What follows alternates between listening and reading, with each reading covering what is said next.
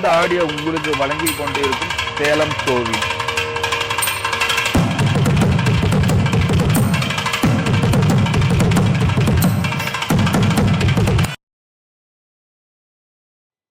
இந்த ஆடியோ உங்களுக்கு வழங்கி கொண்டிருக்கு நம்ம சேலத்தை சேர்ந்த சேலம் கோவில் சேனல் அப்படின்னு சொல்லக்கூடிய இந்த ஒவ்வொரு விதமான ஆடியோகளுக்கும் நான் உங்களுக்கு வெளியே கொண்டு வருவேன்.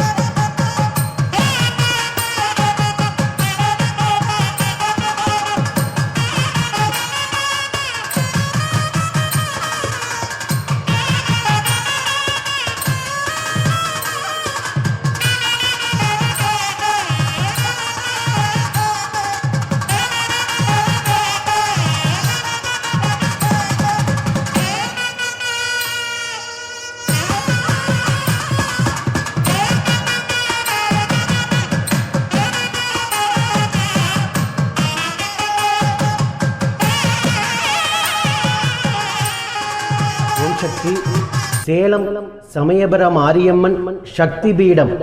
இந்த அம்மனுடைய தனிச்சிறப்பு என்னன்னு எல்லா பக்தர்களுக்குமே தெரியும். இந்த அம்மன் 6 அடி ரூபம் கொண்டு செந்நிற மேனியோடு 21 இடத்துல சக்தி பீடத்திலிருந்து புற்று மண் எடுத்து வந்து அம்மா உருவாக்கப்பட்டிருக்கு.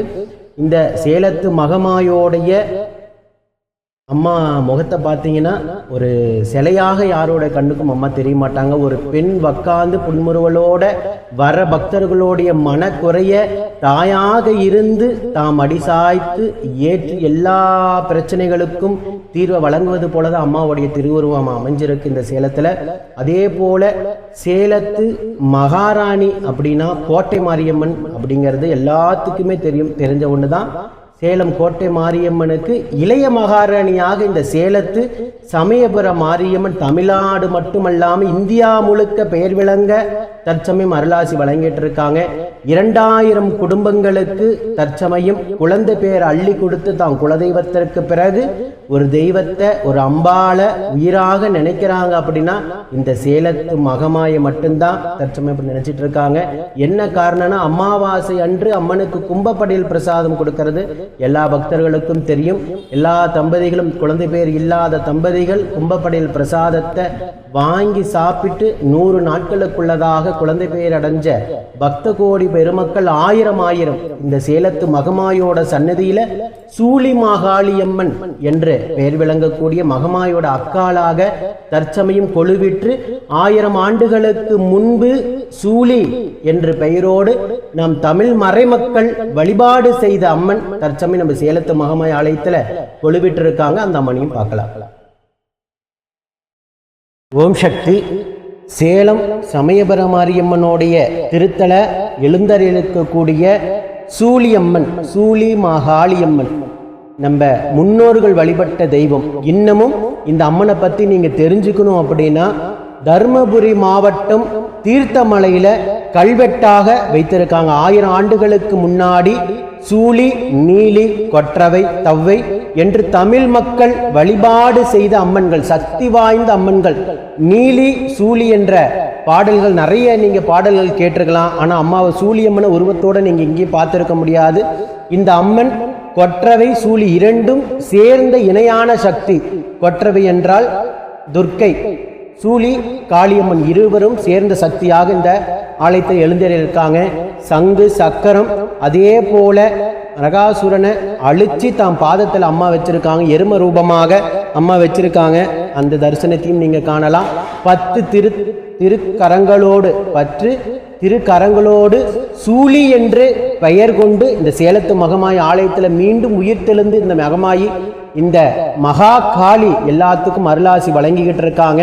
இந்த அம்மன் 1000 ஆண்டுகளுக்கு முன்பு நம்ம தமிழ் மக்கள் வழிபாடு செய்த அம்மன். நான் சொன்னது போல தீர்த்தமலையில கல்வெட்டுல இந்த அம்மாவுடைய அருமை பெருமை பாடலோட வைத்திருக்காங்க. பக்தர்கள் தீர்த்தமலையிலையும் பாருங்க, தருமபுரி மாவட்டத்தில் தீர்த்தமலையிலையும் இந்த அம்மாவோட பெருமையை சொல்லியிருக்காங்க. நம்ம சேலத்து மகமாய ஆலயத்திலையும் இந்த சூழியம்மன் தற்சமயம் சுயம்பாக எழுந்து தற்சமயம் 6 அடி ரூபம் கொண்டு எல்லா பக்தர்களுக்கும் அருளாசி வழங்கிட்டு இருக்காங்க. இந்த அம்மன் செய்வன காத்து, கருப்பு, பிள்ளி, சூன்யம், ஏவல் எதுவாயிருந்தாலும் இந்த அம்மா மடியில கனி வச்சு சார்பிழிஞ்சு குடிச்சாலோ அல்லது அம்மா மடியிலிருந்து கனி வச்சு இல்லத்துல வாங்கி போய் வச்சாலோ எல்லா பிரச்சனைக்கும் தீர்வு கொடுக்கின்ற அதி அற்புத சக்தி வாய்ந்த தெய்வமாக விளங்குறாங்க. துர்க்கையம்மனும் காளியும் இணைந்த சக்தி சூழி மாகாளியம்மன். ஓம் சக்தி பராசக்தி.